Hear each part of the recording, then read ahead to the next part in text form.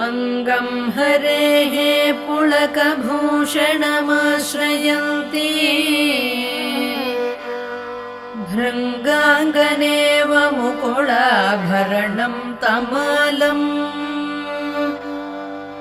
अङ्गीकृताखिलविभूतिरपाङ्गलीला माङ्गल्यदास्तु मम मङ्गलदेवताय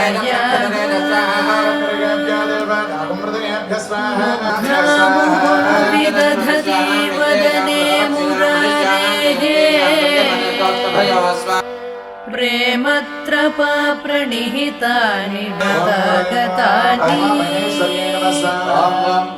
माला त्रिशूर्मधुकरीव महोत्पले सा मे श्रियं